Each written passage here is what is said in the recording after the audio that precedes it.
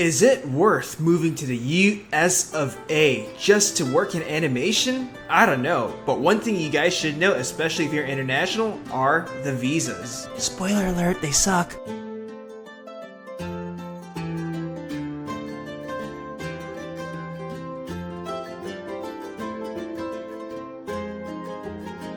Hey guys, it's Toniko Pantoja, and today I'd like to talk a bit more of my experience moving to California to pursue my career in animation in Los Angeles. So for those who don't know, I'm not American. I actually carry a Filipino passport and I spent most of my life in Southeast Asia. Being a Filipino passport holder, I can't just visit countries just for the sake of tourism. I have to apply for a tourist visa just to visit to Canada or to European territories. I've been on this visa boat for quite a while now, and I learned that some people from different countries can just visit any country without having to do some tourist visa, whereas other countries have to. There was a time where I was trying to fly back from Poland, but I couldn't join my American friends through a flight through Canada because I did not carry a Canadian transit visa, so I had to fly a different route that did not pass through Canada. The reality is, not everyone around the world is given equal opportunity when it comes to traveling. You can actually check your passport power through a website.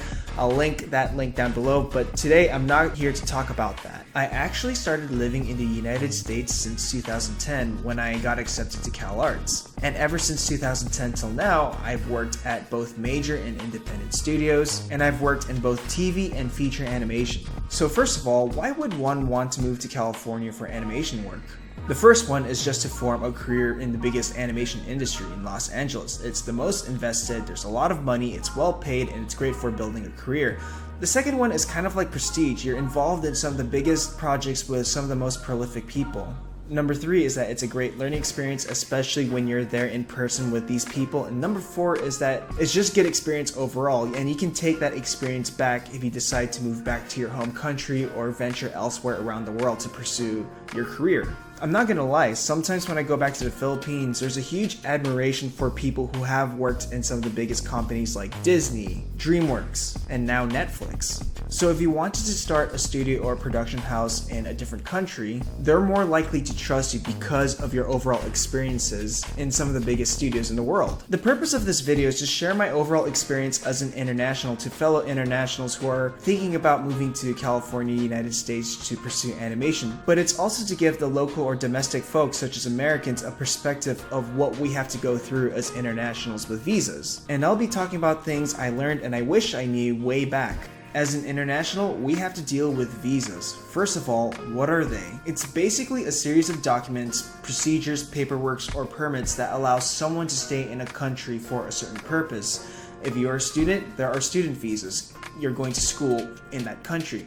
There are standard work visas, tourist visas. There are other visas like the Extraordinary Ability Visa, a visa for athletes, a visa for missionaries. Again, the list goes on. So to summarize it, a visa is something that allows an international to stay within a country for a certain purpose. But now I want to go back to my line of work, which is animation, and my experiences dealing with visas in the United States, and top things I want to relay that are kind of crucial to someone who is thinking about moving to the United States to pursue animation in the US. Number 1, all the tips for an American does not apply for an international. I see a lot of influencers out there share the notion that you don't need formal education or degree to pursue work in animation. Technically, this is true, and there are workshop classes that are much cheaper and much more affordable that can teach you all the skills you need to pursue work in animation. However, if you are an international and if you want to live in the United States for work, you have to qualify for a work visa. And to qualify for a standard work visa, you have to have a degree or something equivalent of that. There is another visa that does not require a degree, but it does require proof that you are a high achieving person in your field. So things like having your name in movie credits, awards that you've won, exhibitions that you participated in, exhibitions or festivals that you were judging on, and testimonials from people who are well known in the industry vouch for you. So in a way, as an international who wants to live in the United States while pursue work in their career, it does feel like you have to work much harder than anyone who is a local or domestic folk out there.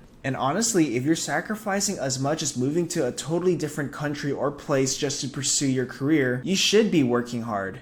Number 2, visa applications and visa renewal applications are a struggle to deal with. I guess this usually depends on what type of visa you're trying to get, since they each have different requirements, such as having a degree or already having a good reputation in the field internationally. Both visa applications and visa renewal applications can take quite a long time. And for someone who does work in animation where it's quite fast-paced, it's quite nomadic, this is actually a very tricky situation to be in. Imagine getting a job offer saying that they'll need someone in the next 2 weeks. And if you still wanted to continue living in that country, that's not really possible for someone who needs that visa, because visa applications and the process of that can take quite a long time. It can range from several weeks to nearly 2 months. For work visas, they don't really accept any applications until like spring or near the summer, and that doesn't go into full effect until near the end of that year. But one of the reasons why the visa applications are quite a pain is not only does it take a long time, and not only because of the waiting time, but there's a lot of paperwork, there's meetings to the embassy, there's interviews, and making sure you ace those interviews in the embassy so you don't get rejected on the spot. For some people who live in countries where United States relations aren't that great, they have to fly to a different country just to go to a US embassy. There are other reasons why the visa applications and renewals are such a pain, but I'll get to that very soon.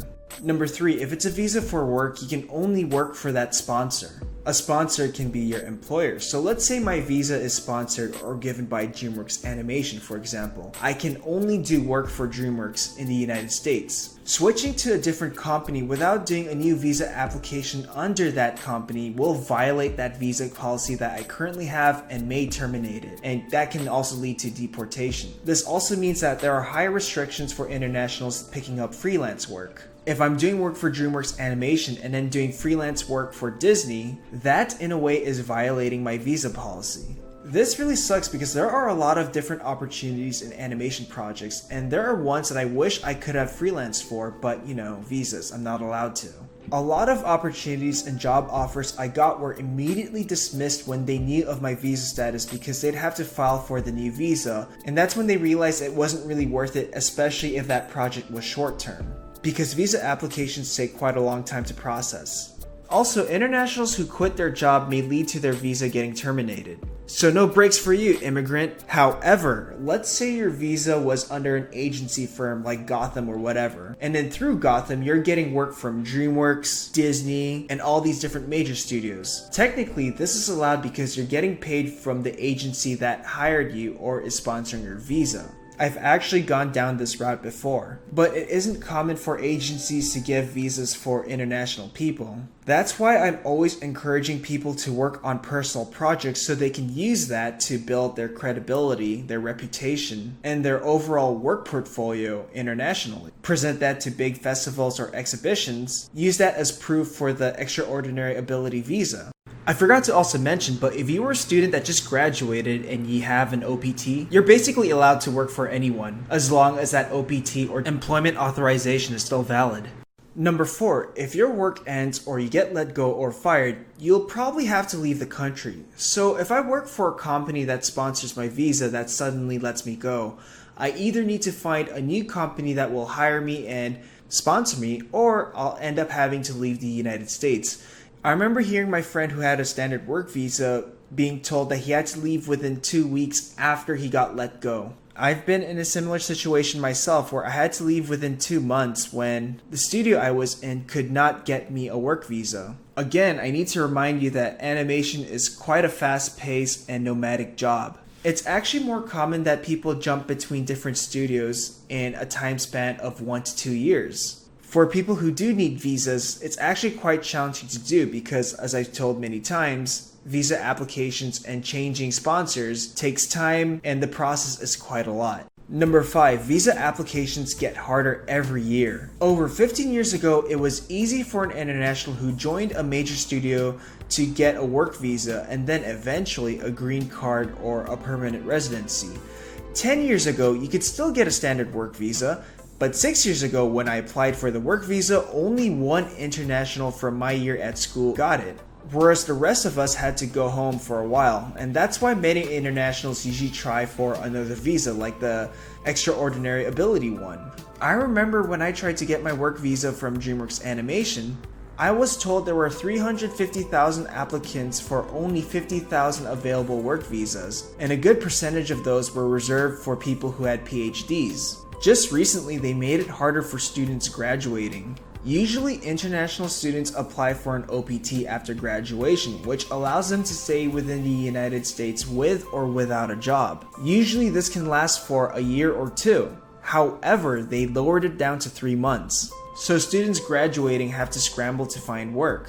And knowing how lengthy and how hard it is for anyone to obtain a visa, it really isn't a fair option for students. I remember when I applied for the Extraordinary Ability Visa, one of the requirements was high salary or annual income. And now there are reports of visa restrictions for more countries, so people who are from those countries cannot apply for any visa whatsoever. Honestly, visa applications got much harder since the Trump administration. Number 6, visa applications can get quite expensive. I'm not gonna lie, but I can recall spending at least $15,000 in total for all of my visa applications. $15,000 as in 15,000 US dollars. I can't remember if there was a fee for standard work visas, but it's usually the major studios that pays for them. The first O1 visa or the first Extraordinary Ability visa that I had costed me about $5,000. Through my lawyer and the agency I was under. I remember I paid half for another O1 visa through a major studio, since I was paying fees for their law firm. Eventually, I started to apply for the green card application or the EB1, and that costed me about 10,000 US dollars to cover lawyer fees and the USCIS fees. But I guess this changes depending on the law firm that you're using or the studio that's sponsoring you. However, what makes this worse is that it does not guarantee that you are going to get that green card or that visa. So if I don't get it, I don't get any reimbursement whatsoever. And that's why it's such a lengthy process for me, at least, because I had to build up my credibility, my credits, my experience, and make my case stronger for a permanent residency application, increasing my chances of getting granted that permanent residency. On top of that, living expenses in California is generally quite expensive, and don't forget we have the highest state tax. The best thing about animation in LA is that we have the Animation Guild. While it may look like we get paid very high compared to the ones outside of the unions, it allows us to afford living and other expenses in California. However, there is another advantage to living in California and doing animation work over there, and I'll get to that why soon. So let's talk about it. Is it worth at the end of the day to move to California, Los Angeles to pursue animation work? And what are my thoughts on it? There's a lot of different factors to talk about here. Working in animation is great because you can basically work from anywhere in the world as long as you have good internet. However, when it comes to leadership roles, it's usually preferred that you're on site. Now with COVID-19 in the air, a lot of animation productions have adapted to working from home methods. There are many people I know who do not work in America, but work for American studios. They basically just freelance from a different country.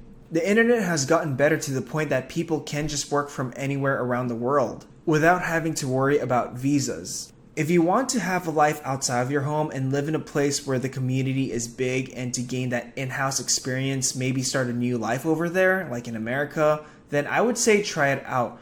If you are granted something long-term, or let's say you get qualified for permanent residency in the United States, that gives you more freedom to work and live wherever you want to.